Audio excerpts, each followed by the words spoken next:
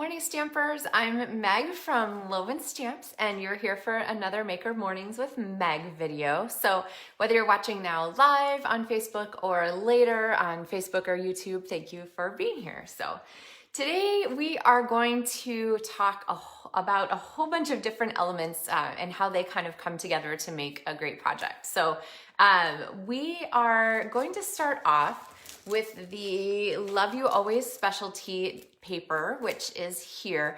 And I used this the other day when I made this sort of lots of heart bundle card. So there's the envelope and the card together. Hi Kay, hi Trish, hi Sue. So the paper's right here in the background. You can see it there, that peachy color, which we used on the heart. So this is from Maker Mornings with Meg a couple weeks ago, I think. But the purple paper in this set really jumped out at me. I'll set this here. The purple paper jumped out at me because I didn't think it was purple when I saw it in the catalog. So here's that paper, but you can see it on the video, it's really obvious. The gilded elements in there, the foiled elements, they are super deep purple. And so I wanted to make a project where I combined those and made those really pop out. Morning guys, hey Jill, Carol, Tanya. Sue, everybody. All right, so here is that paper with purple behind it. So here's without. You can see the shine and it's really pretty pink until you get that purple to show. And then when you put the purple behind it, it jumps. So we've been doing a lot of purple lately though with our faux silk technique cards the last couple episodes. So I decided I wanted to step it back and move towards the pink element in there and just let the purple shine through just a little bit. So here is our Rococo Rose background with those purple elements. And because we only have a few days left and because I fell in love with it when we were doing all the faux silk videos, I have my handy dandy package of the Oso Ombre Designer Series paper. So it's those 3 colors plus this one. So there, let's see, the 4 colors that are included. And it has plain ombre paper and it has the dotted ombre. And oh, good, Kim's excited about pink, yay! So we're gonna go with the pink ombre and get started. And the stamp set I'm using today is Touch of Ink because can you believe this? But I actually hadn't put any ink on my Touch of Ink stamp set yet, which feels terrible. But 11 days left in Sale-A-Bration, and this is a level 2 item. So it's been really popular. A lot of people have been adding it to their orders. But if you haven't yet, you might be excited about it after today. We're going to talk about 2-step stamping. We're going to talk about balancing elements. We're going to bring in a little succulent element from the last couple days. So this is going to be a pretty packed tutorial day. So all right, here is my work surface. Like I said, I have my paper here. Now these are 6x6, so you're going to want to trim them down. And I'm going to make this the actual size of my, sorry, my arm's in the video, the actual size of my card. And I want the lightest to be super visible. So I'm actually gonna cut this darker edge off so that we have the light showing a lot, because that gives us the most contrast there between our cardstock and our paper. So, and again, I love that the cardstock is a perfect match. So I have these pieces left that I can save for something else, and don't forget you could use them for either side. I did a Darling Donkeys project quite a while ago with this ombre paper, and I really like that too. It was a Stampin' Blends tutorial. I'm gonna miss this. All right, so now we have our paper that's gonna go here, and I cut this to 3x4, which is kind of one of my magic sizes for cutting cardstock. I love cutting DSP. I love it because you can see I cut these pieces off of here. I love it because it really makes the most of the paper. It lets me use all of it. And so I would cut it into 3-inch strips, and then I'd cut each strip into 4-inch pieces, and then I have this size that's just really like practically ready to go for our paper. Now, I want there to be a little bit more oomph between those 2 layers, so a little bit more variation. So I'm going to, Jan, okay, I have to pause. Gian's been watching my videos forever, and I always wanted to know how to say her name. So Gian, it's good to see you, and thank you for telling me how to say your name. Okay, anyway, sorry, super distracted by that. I want to put this on top here which then gives us a really nice border there. And you can see how it makes our paper just really jump out a little bit more, okay? All right, so we have this, let's see, we'll go ahead and stick those down because that's going to be part. I always like to wait to stick most things down unless I know that for sure is gonna be there and it's not gonna have anything layered under it or whatever. So I think we're pretty safe on that. Okay, let's set that aside. All right, now I have my stamps to bring in. And the stamps that I'm gonna use here are the hummingbird and the flower. So I've got them mounted. I'm gonna grab my Rococo Rose, and we're gonna have a little note about two-step stamping. So I thought about bringing that purple back in here and using Rich Razzleberry to do the outline, but I feel like you have to be a little bit careful when you do two-step stamping with like two different colors. Sometimes it looks a little, I don't know, it doesn't quite look right to me. So always a good bet is to do two-step stamping with the same color twice. And so we're gonna use Rococo Rose for that. And I'm gonna show you as I go across here. Let's see, I'm gonna do first thing, I'm gonna stamp my outline. So two-step stamp set is one where it's designed to have one element be the detailed lines, okay, like this, and one element fill in all of that space. So this is the stamp that's gonna fill in. You can kind of see how that's gonna work. But if I do this over here, it's gonna be pretty dense. I'll just show you. There we go. And it's pretty good, but it obscures those lines a little bit. So let's try it again. And instead, I'm going to use my same stamp set. I'm gonna ink this up again, and then I'm gonna stamp off on my scratch paper.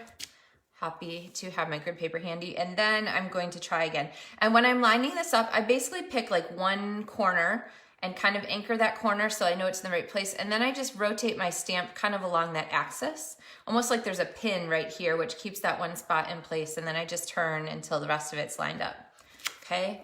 And there you can see how much better that is for us, so that we have a much nicer contrast between those two colors. So this stamp is got this great texture on it, which is something that Stampin' Up! Does really well. And it automatically gives you a stamped off kind of look from the texture that's included in there. Let's see, can you see the texture really close up? But you'll do yourself a favor if you stamp off first, okay? So we're gonna keep this bird, and then we're gonna flip this over because I need my flower on the other side. And I'm gonna do my flower with the same technique. And actually, I'll show you, for each stamp pad, depending on the color, if it's lighter, you'll get a little bit less, but you can get several different ink colors out of that same ink pad. So this is all different tints of Rococo Rose.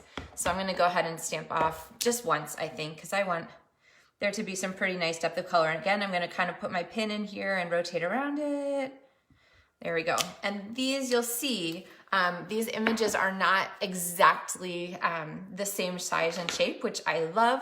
That always kind of stresses people out a little bit because they feel like they have to get it perfect to go ahead and use those. And you don't.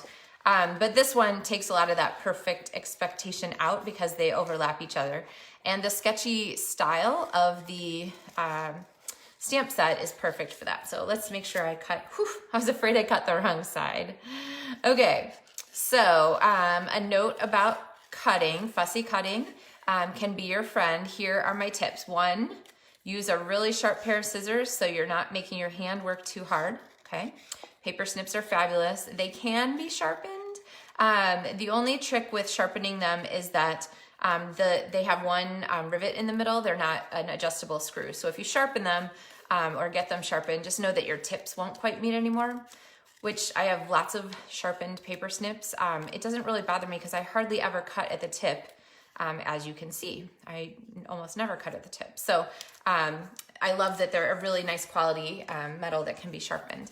My next tip for cutting is to go ahead and start pretty far back and then just try to cut in one blade length as far as you can, okay? Not to the tip there. And then what I'm gonna do is open my scissors again and go as far as I can in one blade length. And as I go, I'm not turning my scissors to get it to change shape.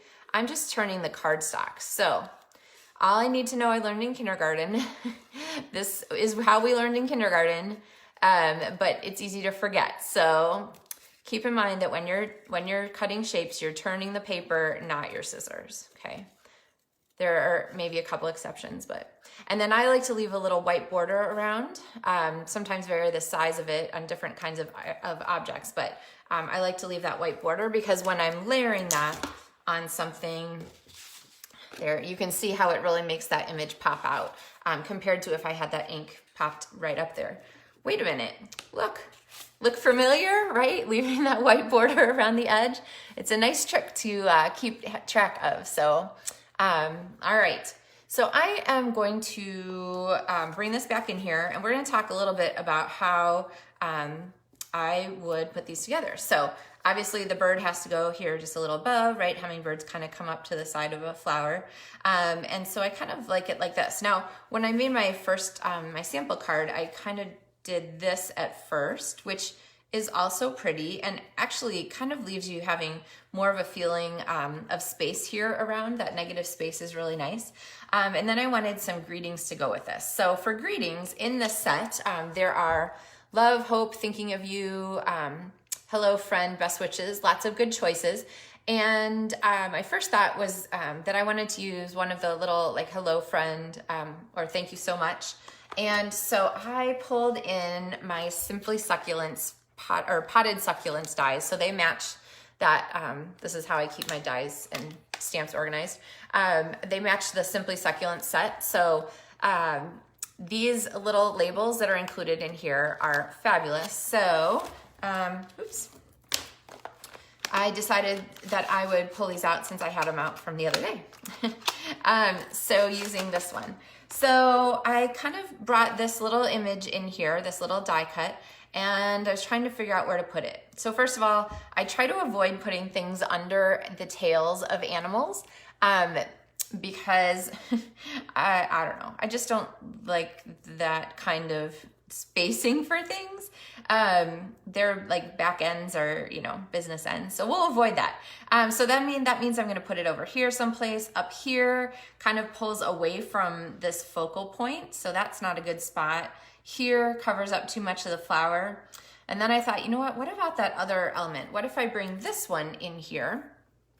And I know it's bigger, but bring this in someplace. Lots of trouble there. Okay, so now let's take this and flip it sideways. What if we give ourselves a little more space to work with? So we still have the same square footage. The bird and the flower didn't get any smaller, and the paper didn't get any bigger or smaller. So we still have the same amount of open space of our pretty foiled background showing. But now this kind of feels like it overwhelms the design too much. This covers up too much flower. But what about this? If we tuck the greeting behind and let the flowers and the hummingbird take the center stage. Let's bring you guys down here. Okay, so now by moving that element behind, I'm making more of the elements that are on top. Okay, so this one, if I come back to my smaller piece, doesn't work quite as well for that purpose because it doesn't have enough bulk on its own to kind of like hold its own behind the flowers. But this one I think is pretty nice and perfect. And I also love that it extends beyond the edge of the paper here so that it gives us a little bit more connection between the two layers. So that's something that I like to do a lot, is kind of extend things beyond the line of the card. Okay. All right, so now bring back in here Rich Raspberry. So now I am gonna bring the purple in, and Best Wishes is a great fit for the greeting piece where we've got it now. So let's see, there we go. And I'm gonna put it kind of off to the side, and now I can come back and start adding some glue under pieces. So I'm gonna pop my greeting here, and then to attach my flower and my bird, I am going to use my Stampin' Dimensionals. I didn't put them under the greeting because I wanted the greeting to just sink into the background a little bit and let our pretty bird and flower kind of carry carry the project. So I'm gonna come up over the top a little bit there. All right, so now let's take this, and I do love dimensionals, so I'm gonna pop some of these up under here. And I don't worry too much unless I have bumpy, hard elements like the hard embellishments or the metallic rhinestones or pearls or things like that. I don't worry too much about dimensionals adding too much thickness to my card for postage. It seems to work okay. All right, so here we have kind of our card front, and we need to pick a card base to put under it. So here is where I honestly wasn't sure what I liked better. So here is Rich Razzleberry if we want to bring out the purple in the card. And here is Rococo Rose if we wanted to bring out the pink. And let's see, I actually have one here so you can see both of them at the same time. So now this one you can see I did the ombre from top to bottom, and this one I did the ombre from left to right, honestly because my intention was to do it this way. But all right, so I don't know, what do you guys think? Hard to say. Bring out the purple or leave the Rococo Rose. Yeah, I'm reading your comments too about how it is to see things put together, and I totally agree with you. I always find that the process is as interesting as the finished piece when you're looking at different things. And usually, if I see the process of something, I have a much better memory of how to do it. So it's a darn teacher in me. Okay, so berry, rococo, berry, rococo, berry, rococo. So let's talk about what the difference is between these feels. So the razzleberry, I think, is a happier, brighter, more, you know, in your face kind of, but not in a bad way, kind of look. It really has some contrast between the colors, so there's a lot more action and activity going on in this card. But this one, the Rococo Rose, I think is softer and more subtle. So depending on what the occasion was, you might want to think a little bit about, you know, whether this is a you know, boisterous, bright kind of person occasion, or whether this is kind of a subtle, relaxed, laid back, easygoing kind of occasion. So that, I would say, is the difference between these two. So maybe I'll put a this or that on my page later, and you guys can vote for this or that, whichever one you like better. But I think, well, I mean, I might as well make both of them. They're made now. But I think that this one needs some embellishment, kind of like the other one. So I'm going to bring back in my Artistry Blooms adhesive back sequins, which are some of my super favorites. And here are the colors you can see there. I had to open a new package because I've used up all my pinks. So I'm gonna have to come up with some projects in these colors to kind of have them all come out even at the end. But even within the package, here, I'll kind of show it to you. There is some variation. You get some choices of color. And see, like this bottom sequin, I think we can, there we go. See this bottom sequin down here? This one is super pink. This sequin here has a super orangey, pinky kind of flavor to it. So even within the page of sequins that are the same color family, depending on the sheen, you can go back and forth and decide, you know, how you want to vary your look. So I'm gonna stick with a purpley one here since that's what our card is. And I'm gonna grab this one's super purple bluey. Make sure you get your fingernail under there. The Take Your Pick tool is also a good choice for getting those under, especially if you have nails that are not super, that are not friendly to peeling things off. All right, and then we're gonna take our cardstock and fold it in half and add our card layer here to the base. All right. And then, of course, we want to stamp something to go on the inside. And you could either use the elements again. The floral would be really pretty. I'm going to go ahead and cut something. Maybe we'll stamp one together real fast here.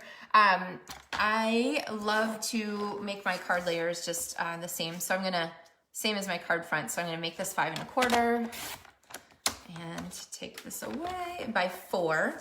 So that 5 1/4 by 4 is the mat size that I use for matting for half a card base folded in half kind of piece. 8 1/2 by 11 folded in half. So, all right, so there we have those. And then I can come back here. I often like to put something kind of at the bottom corner. And usually I put it over here, but then the flowers lead off the page, which I don't really want to do. I want our flowers to be to lead to the interest, not away from it. So I'm gonna do the Rococo Rose on this one. Oops, stamp off, remember. Line it up and turn. So this is gonna be the inside of our Rococo Rose card.